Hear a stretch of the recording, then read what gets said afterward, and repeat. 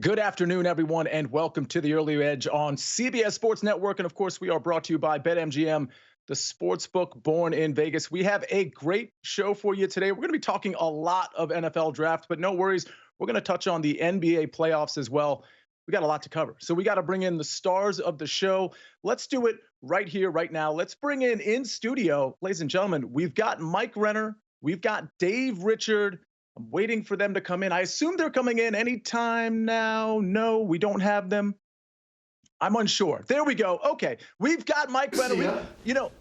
Dave, I was starting to think that knowing you, the prankster that you are, you decided to basically just ditch me. What's going on, my man? Come on. It's draft week. There's no reason to prank or do anything funny. But I'm noticing, Mike, do you see this gray hair on Sia Nejad? Could it be that the youthful Sia Nejad is starting to wither a little bit? Not me. I have no gray hair. Do you have any gray hair? I have some gray in my mustache when it grows out. None whatsoever, Sia. We're good to go. We're young. We're pumped. We're ready for this draft. Old man, take us away. Dave, I got to say, it's really just the lighting. I'm sorry, I'm not quite withering just yet. Actually, there are probably a couple gray hairs in there as we get the close-up shot. Okay, fine, everybody. There might be a couple of gray hairs. Mike Renner, how you doing? You've got to be very excited for this NFL draft.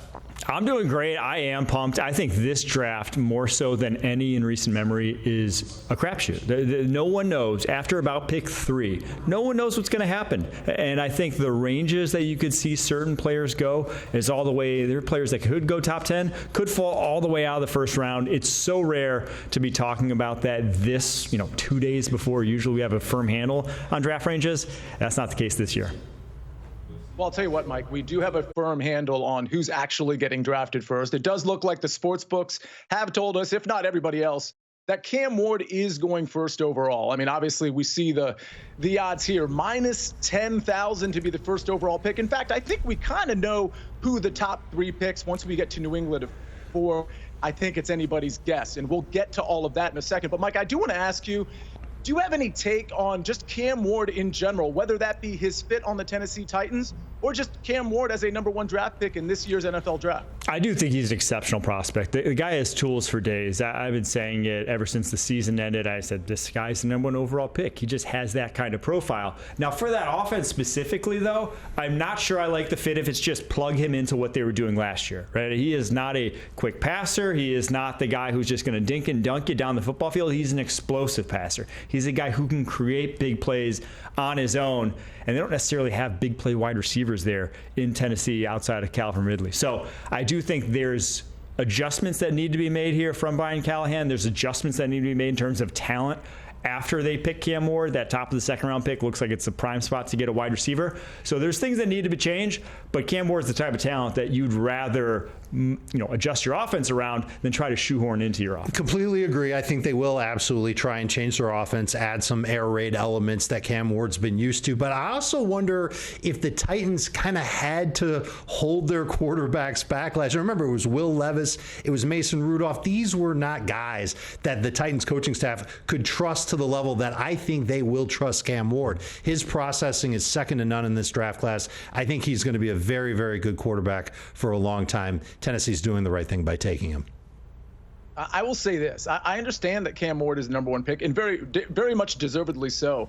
I do think that's kind of a product of this not being the sexiest and maybe best of QB classes. And with that editorial in mind, Dave, I do want to go to you, because when we look back 5 years from now, which we like to do, especially at the quarterback position, are we going to look back and say, okay, Cam Ward was the best here? Or is there somebody else that's going to sneak up and prove themselves as maybe a top 10, top 15 quarterback looking forward? Yeah, the problem is that I think Cam Ward's ceiling is a top 15 quarterback. I don't know. He's going to need some pieces around him. Mike kind of referenced this, how he needs help at wide receiver, and in time he should get that in Tennessee.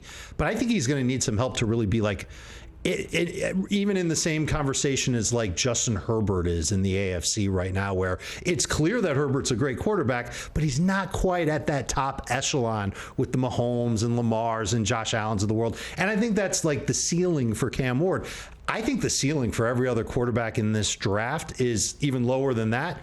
unless Jalen Milroe can master accuracy in the short and intermediate range. And if he can, then he could certainly end up being just as good of a quarterback. I don't know if he can be a top 5 quarterback, but just as good of a quarterback as Cam Ward might be. Yeah, that's why I've been saying Ward number 1 for so long. It's just no one else has the tools to bring to the table that even get you excited, right? I mean, Shedeur has accuracy. After that, there's no real trump card trait he has. The other guys, Jackson Dart, there's really not a lot of things to point to where it's like, oh man, that's special when it comes to the NFL. There just isn't that in this class, and that's why you're kind of all seeing like maybe one quarterback goes in the first round. So he hit Jalen Milroe. He is the biggest wild card in this draft class. His draft range is one of those guys where it could be in the 20s, could be all the way in the 3rd round. So I do think that when it's all said and done, Cam Ward's probably the best guy in this class. It's so interesting to hear all the chatter when it comes to, obviously, again, we know where Cam Ward is going to go, but guys like Jalen Milroe, Jackson Dart, of course, Shedeur Sanders. I just think that's going to be a very compelling storyline Thursday night into Friday. Let's go from the quarterback to the running back. I do feel like 2024 was the sort of the comeback of the running back, if you will, Dave. And I wonder, does the mentality change for some of these NFL teams in terms of, okay, now we all of a sudden value running backs? Was that just kind of a flash in the pan where we saw them really contribute? Are we going to see more running backs drafted early, maybe in the 1st round, than we expect? What you saw in 2024 was good running backs staying healthy. And that was the key. Saquon Barkley not really missing much time. Derrick Henry not missing much time. Those were the running backs that fantasy managers, and that's my world, looked at and said, okay, these guys were great for my fantasy team. They were also great for their NFL teams. That might make people think that now NFL general managers are going to covet that position more. It's not going to be that way, except in the case of Ashton Jeanty, because Jeanty is the only guy in this draft class that profiles as being one of those elite caliber mega running backs. He can do it all. I know he didn't catch the ball much last year. He did catch the ball a lot the year prior. He runs very well. He's got unreal contact balance. He's going to score a ton of touchdowns, might lead the league in rushing as soon as his rookie year. I think he's a true difference maker at that position. And that's saying something, Sia, because in this draft class, there are a lot of really good running backs. But I don't think there's another guy other than Jeanty, maybe Hampton, that's going to make a team maybe like completely change their offensive philosophy and say, all right, we've got to go with the running back now and lead on that guy. You do that with Jeanty. I don't think you do that with anybody else in this draft class. Yeah, I'm with you, Dave. I see Jeanty as a guy who's going to go in the top 10 in this draft class, and then everyone else is kind of in that fringe first rounder. Think of the guys over the past decade or so that have been that fringe first round sort of backs, Najee Harris's, Travis Etienne, guys of that mold where it's just like very good backs, but right, not necessarily special game changers. Your Saquon Barkley's, your Derrick Henry's that really move the needle for their respective franchises. But I will say it's a super deep class, and I still think we see a bunch of guys go top 100. I think last year, seeing the running back wave, GMs love drafting running backs because they're safe. They know they're going to translate what they saw in college can translate to the NFL. You can't say that about a lot of positions, and they can translate early and make an impact year one. So we haven't seen 10 backs go in the top 100 in 15 years. I think we could see it this year. 15 years. Gentlemen, we've got about 60 seconds left, and I do want to bring up, in the next segment, we're going to talk about some high-flyer names. But let's talk about Shedeur Sanders real quick, because when you look at the odds, there are some teams that appear to be the front runner for Shedeur Sanders. Saints at plus 210, Browns at plus 360. We got the Steelers and the Giants right behind them. Give me maybe a 20-second take or less on where you think Shedeur Sanders is going to land. Dave, I'll start with you. I think Cleveland at plus 360 makes sense. If they take him at number 2 overall, I don't think they will. I think they'll take Travis Hunter.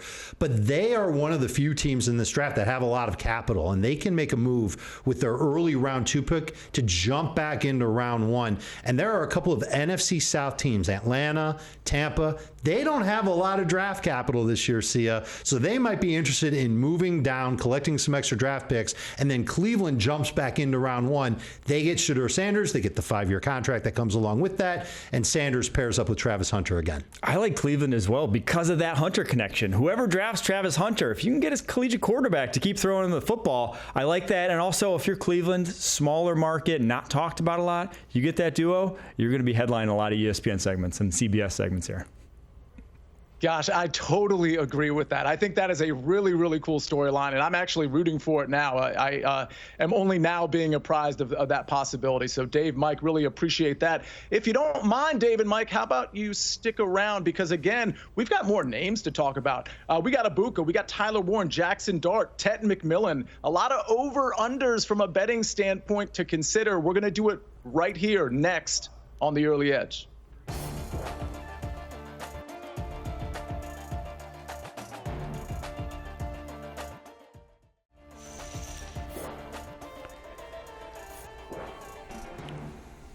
We're back on The Early Edge. We're talking NFL draft with Dave, otherwise known as Uncle Dave, which is weird, Dave, because we're basically the same age, and yet I still call you Uncle Dave. Kind of weird.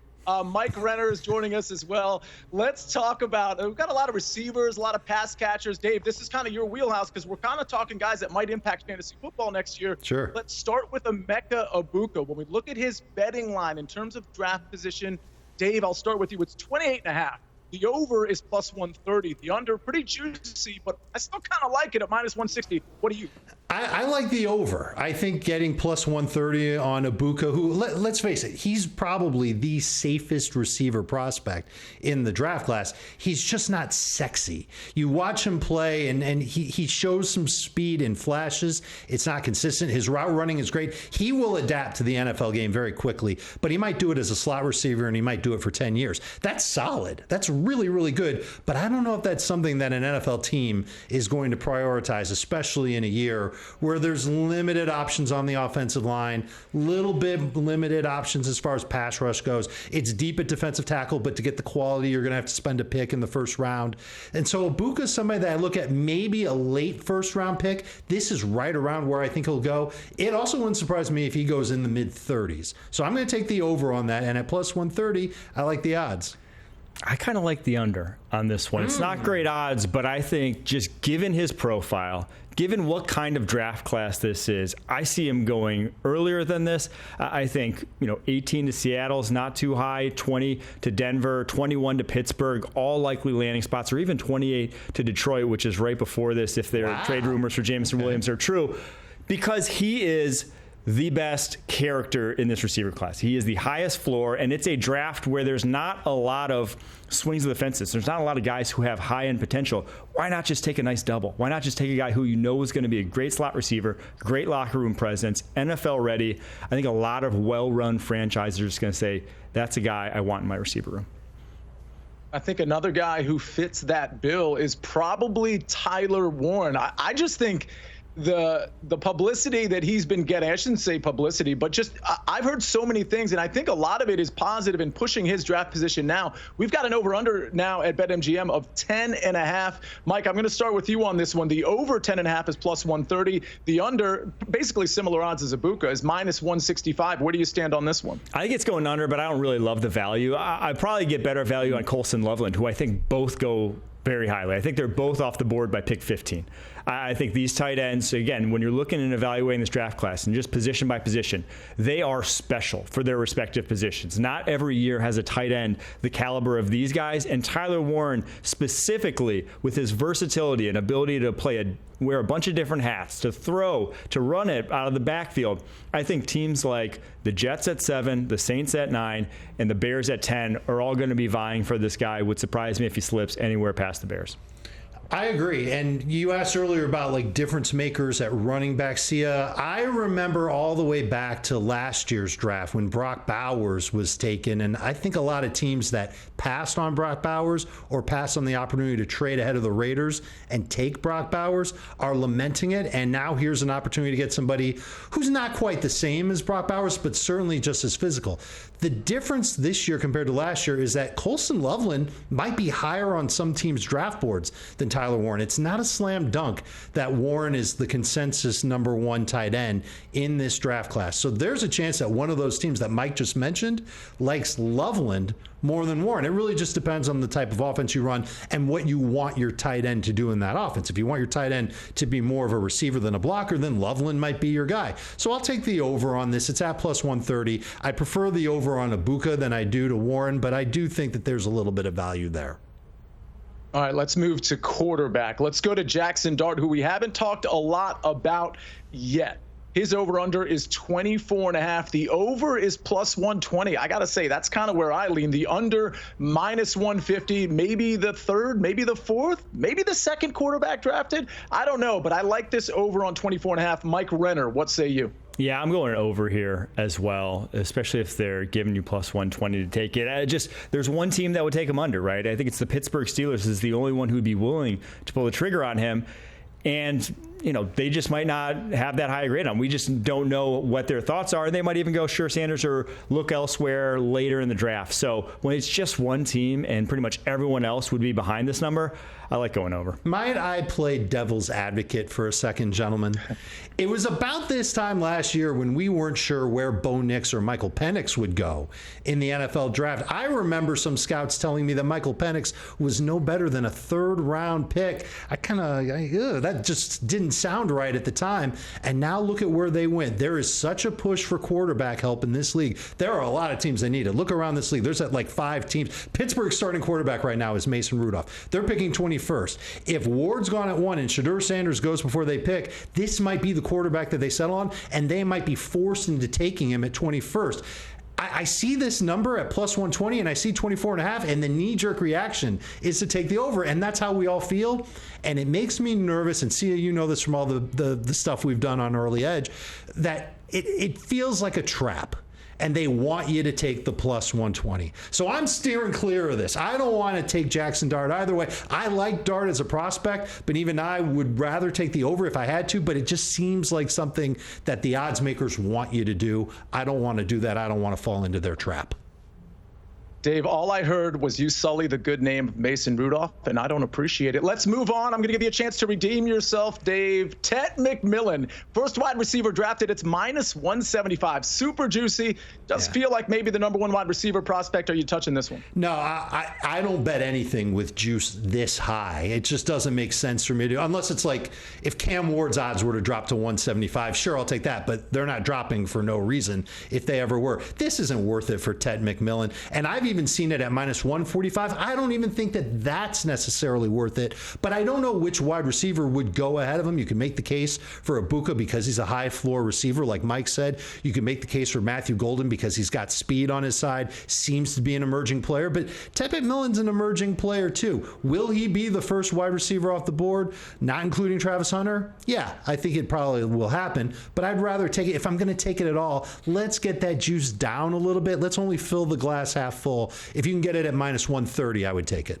Yeah, I would just bet this in other ways. I think he's going to be the first receiver off the board, but there's a chance he's not. But I would bet it like last week on Friday, we said we had plus 400 to go him going top 10. I would bet it that way. Or just have him going to the Cowboys, who are probably the only team outside of the top 10 that would be willing to take him early on and make him, the first wide receiver off the board. So I wouldn't touch this one at just minus 175.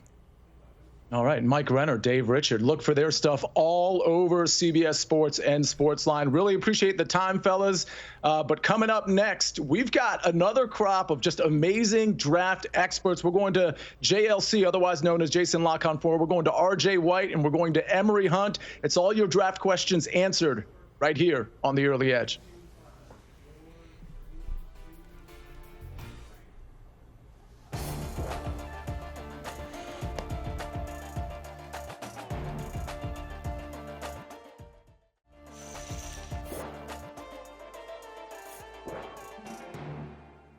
We're back on the Early Edge. We're talking NFL draft, and we're doing it with a new crew here. Some heavy hitters at SportsLine and CBS Sports. We got Emory Hunt, we got RJ White, and we got Jason La Canfora. Gentlemen, I want to dive right into it. It's very interesting that, I think every single first-round team, I believe, and you guys can correct me if I'm wrong, still own their first-round pick. Jason, I want to start with you from a trade standpoint. Do we think we're going to see some trades maybe on Thursday or at least pre-Thursday, maybe within the top 10 here?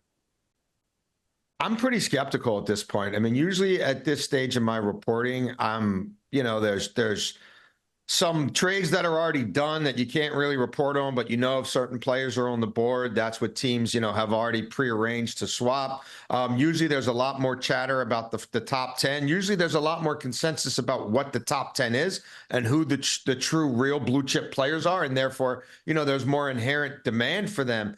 I'm not picking up any of that. I've got a mock draft that I'm not ready to publish just yet, but like if I had to publish it today, I would have Philadelphia trading out of the last pick of the first round, and I had the Browns going in for Jalen Milroe, just to make sure they can get him before Friday.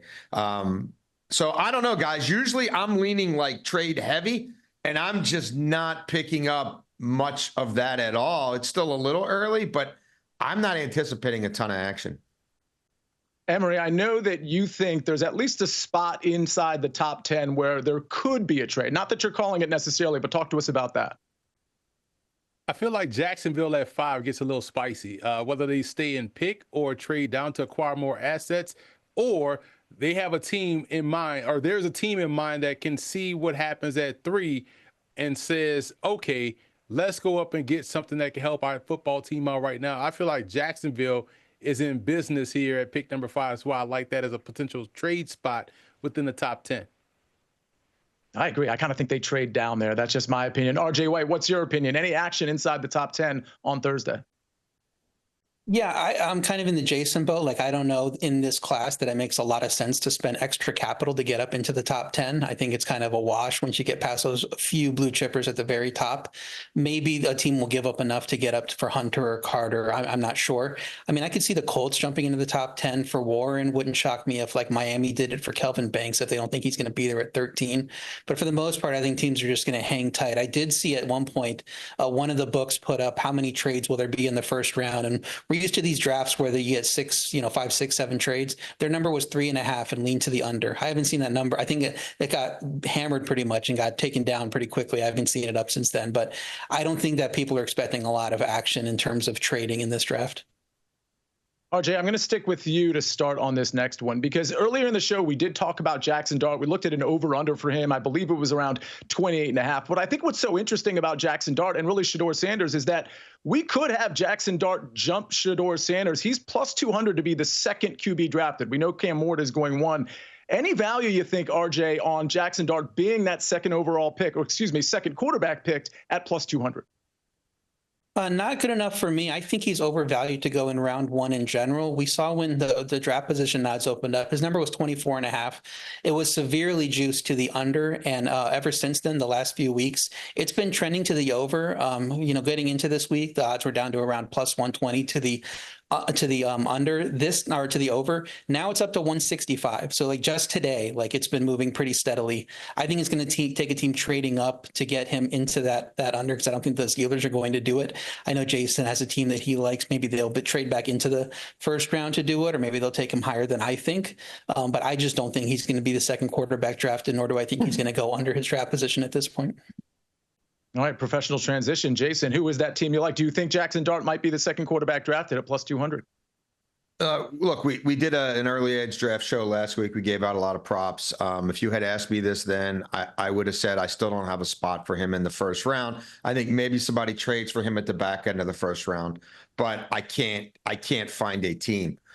Made a lot of calls over the weekend, had multiple general managers, an NFL head coach, talked to some high-ranking scouting officials, and more than one of them are convinced that Kellen Moore has a thing for Jackson Dart, and it's very much like Sean Payton's thing for Bo Nix last year, and the Saints saw their old leader, Sean Payton, go and do what he thought he had to do at quarterback, and it worked out, and so I don't think these are people who are snowing me. Like these are people I have really strong relationships with. Like they really have nothing to gain in this. In fact, a lot of them are teams picking in the back end of the first round who don't need a quarterback. And specifically, I'm like, what are you hearing on trade talks? What are you hearing on the quarterbacks? Do you think you'll be able to trade down for a quarterback? And like, again, multiple of these high-ranking decision makers were telling me that they would not be surprised at all if Kellen Moore is the pick at 9. That Sanders will not get past Mike Tomlin at 21. And in that case, that's why I said I've got Milroe right now going at the very end of the first round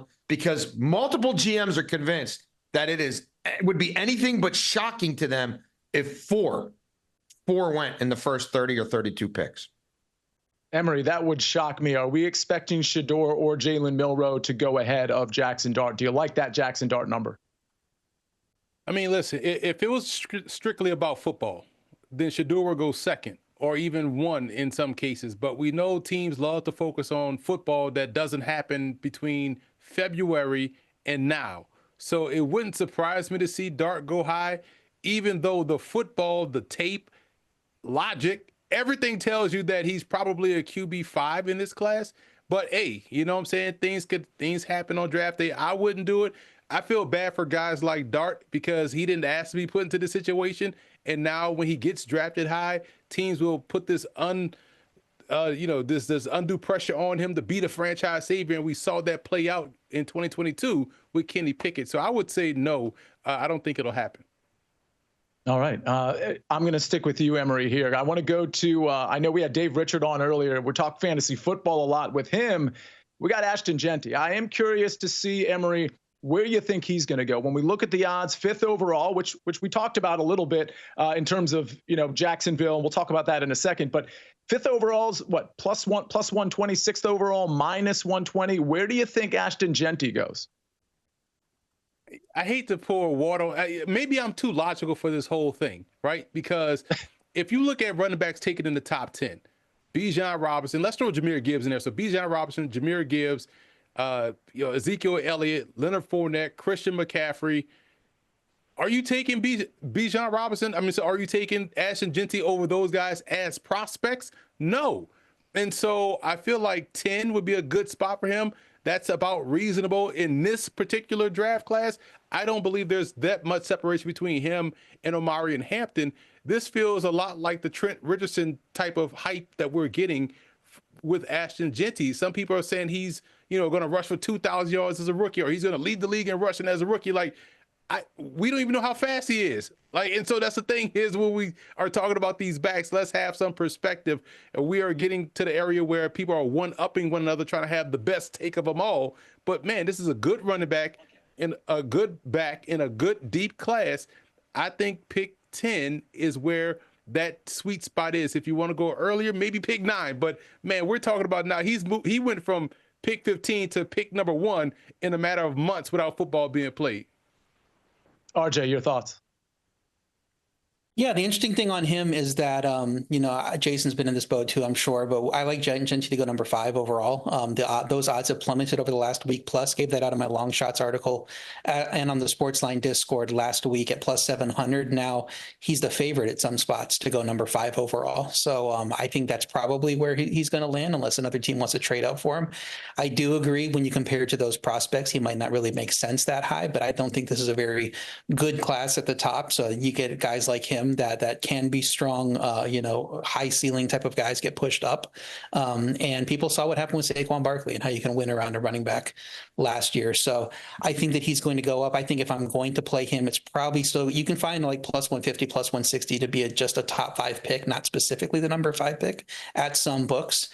So if that is still available, if that hasn't been snapped up as well, because these odds are flying around right now. We're in the middle of draft week and these odds it's hard to pin them down from 1 minute to the next. I think plus 150, plus 160 to be a top 5 pick where it is available is still a solid play. JLC, thoughts on where Ashton Jeanty goes and when? Yeah, I think it's 5 to 10 is the range and has been the range, and I believe it's 5. And there was early in this process, I thought Tony Baselli being very involved with the Jags might steer this to offensive line, which is an obvious need, but teams start talking to teams about a week before the draft, and that's when you really start to pick up real intel. And when I did this show on Friday, I told you guys, I think it's Jeanty or Mason Graham, and I would lean towards Jeanty. And my best early bet last week, even though the markets hadn't formulated on this show, was look, just do a 1 through 5 and have Jeanty at 5, right? We're going to go chalk 1 through 4, and at that point, Jeanty wasn't quite chalk on 5. Right now, to do that 1 through 5, right? Ward, Hunter, Carter, Campbell, Jeanty, is still only getting you about plus 160. You would like more for that for a bet of that size, but I think it just kind of is what it is at this point. Yeah, I feel like Jacksonville drafting Jeanty is the wrong move personally. So maybe if he gets drafted at 5, I could see maybe a team a little lower down the board creeping up. But that's just my opinion. I want to get your all opinions next on some of these Super Bowl teams. But before I do that, I do need to let everybody know you got to join SportsLine. Join SportsLine right now. You get all of these types of picks. Get some NFL draft picks, of course, some articles relating to the NFL draft, but all of our picks over on the early edge and at SportsLine. They are on sportsline.com. Go to sportsline.com/join. And if you type in the promo code winners, you get 60% off the annual plan. Again, sportsline.com/join. Type in the promo code winners. You get 60% off our annual plan. That includes everything, folks, including DFS plays, model plays, you name it. SportsLine has got it. All right, we've got JLC, RJ White, and Emory Hunt for another segment. We want to go to some of these Super Bowl teams and see what the Kansas City Chiefs and Philadelphia Eagles might do with their draft selections. That's coming up next on The Early Edge.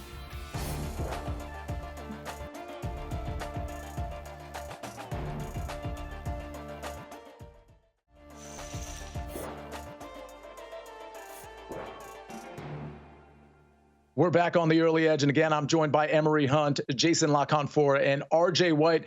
Gentlemen, we had a Super Bowl last year. It wasn't very exciting, but it was arguably the two best teams, at least one in the NFC, one in the AFC. Eagles, Chiefs. Let's talk about their draft. Obviously, drafting a little late here. Emory, I'm going to start with you. When we look at what the Chiefs are likely to do with their first pick, we see from an odds standpoint, first drafted position, offensive line. Well, that certainly makes sense at around -125. Edge rusher, defensive line +170. And then we go down to cornerback, running back, which is kind of a need, and then tight end. Where do we go with the Kansas City Chiefs, Emory? I probably lean more toward defensive line, edge rusher. I think that's where they're going to have to go. Get someone opposite of both Chris Jones and Karlaftis and what they have up there. They drafted Felix and Duke Uzama a couple of years ago, but he hadn't panned out. They can't really get him on the field, and he can't be a difference maker out there. He's probably a better run defender than he is a pass rusher, but then you have to go get someone that can also bring that added pressure along the defensive line outside of those guys that I mentioned. RJ. Yeah, and this is a great spot for them to take a defensive lineman or an edge rusher. I think those are going to be great value picks here in that part of the draft. So I was very surprised to see offensive line so heavily favored for them, considering they bring in Jalen Moore. I think they believe they have their starting five at this point, and they're going to go and build the draft where their depth where it makes sense in this draft at defensive line and edge around +180 in the market. JLC, it's hard for me to remove myself from the image of Kansas City line like not holding up at all. I mean, I get why the offensive line is favored. I guess I would lean that way, but you guys know the prospects more than me. Do you agree with the other two? Is it edge? Well, I just think if you're placing this bet, you're going to lean to edge because it's potentially generational group of D tackles alone. Like the kid from Michigan, Grant, might be sitting there, and you know what I mean. Like Andy Reid can do whatever he wants.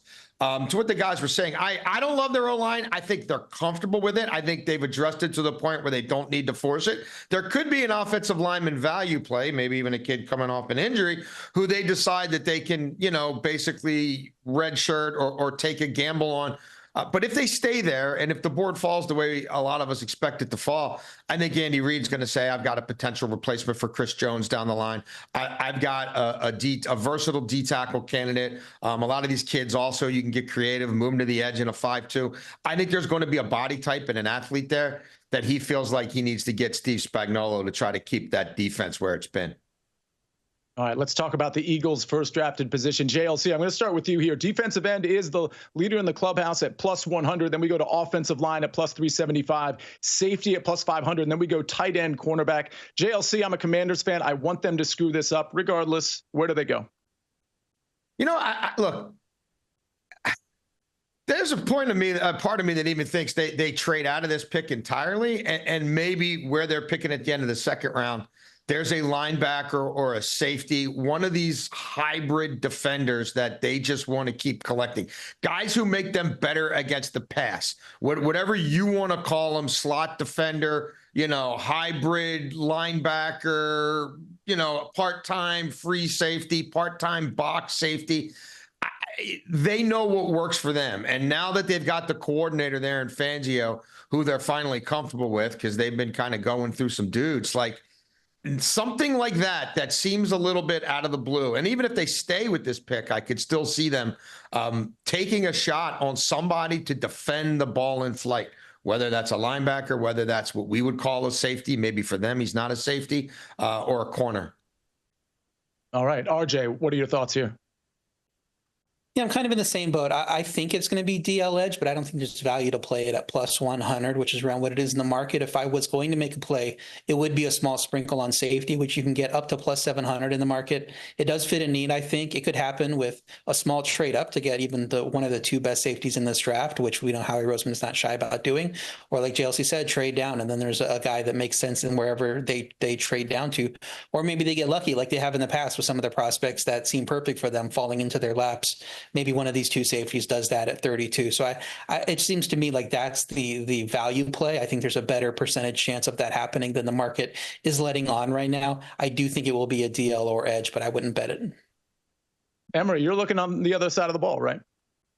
Yeah, what I love about what Philly does, first of all, it's refreshing to hear teams that actually have a plan, because a lot of these NFL teams just be out there just scrambling like Randall Cunningham back there in the pocket with no plan. And so the Eagles tend to draft well ahead of the time that they need to replace a guy. Lane Johnson's a fantastic tackle, borderline Hall of Famer, may even be a Hall of Famer in some eyes as well.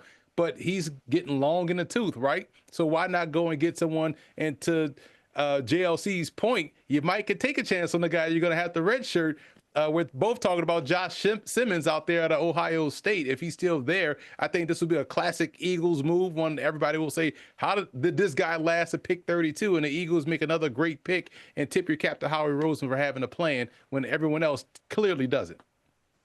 All right, gentlemen, we have 90 seconds left. So here's what we're going to do. Favorite NFL draft bet. RJ, I'm going to start with you. We have maybe for our take here, 30 seconds or less. What's your favorite NFL draft bet, RJ White? Well, we've been talking about Jeanty to 5 and how the odds have been shifting there. Nobody's really talking about what happens where Mason Graham then. You can get him number 6 around plus 900, number 7 plus 800. I think those are the two spots to play. So split a bet between those. I think he's going to land in one of those spots. JLC. Nick Amanwari to be the second DB taken in this draft after Travis Hunter. I played it at 17-1. It wouldn't shock me if San Francisco did it at 11. I don't think he's getting past Seattle at 18. And I don't hear the evaluators I'm close to stumping for these corners nearly the way they would in a lot of other drafts. I think this kid has people thinking he's got Kyle Hamilton potential. All right, Emory Hunt, close us out. Favorite NFL draft bet. Shedeur to the Browns, whether it's at 2, 4, 6, 8, who do we appreciate? Doesn't matter. Shedeur Sanders will be a Cleveland Brown by the end of Thursday night. Shedeur Sanders, Travis Hunter, going from Colorado to Cleveland would be absolute theater for this upcoming season. Emory Hunt, love the take. RJ White, love the take. JLC, love the take. Thank you for joining us.